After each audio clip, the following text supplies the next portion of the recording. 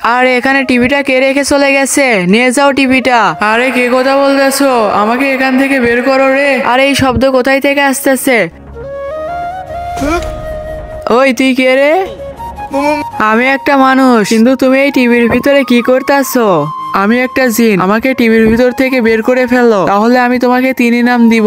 আমি তোমাকে কেমনে বের করব? টিভির পিছনে একটা হুক লাগানো আছে, হুকটা সরিয়ে ফেলো, তাহলে আমি বের হয়ে আসবো। ঠিক আছে, আমি তাহলে বের করতেছি। আমি তো এখন মুক্ত হয়ে যাব।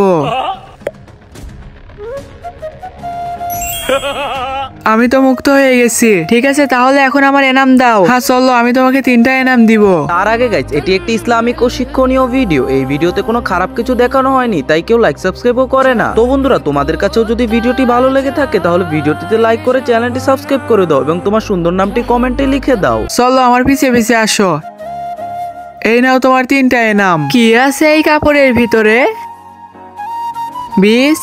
এটা এমন তেমন বীজ না, এই বীজটা তুমি জমিতে ফেলে দাও, দেখো খুব তাড়াতাড়ি গাছ জন্মে যাবে। ঠিক আছে, তাহলে ওই ফসল বিক্রি করে আমি লাখপতি হয়ে যাব। কিন্তু আমার একটা শর্ত আছে, যে গাছ হবে উপরের টুকু আমার আর নিচের টুকু তোমার। তাহলে এটার ভাগও তোমাকে দিতে হবে। পুরো ফসলের উপরের ভাগ আমার আর নিচের ভাগ তোমার।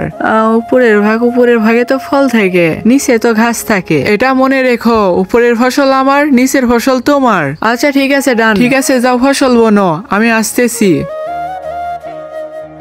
এই জমিন ঠিক আছে, এখানে বীজ ছিটিয়ে ফেলি।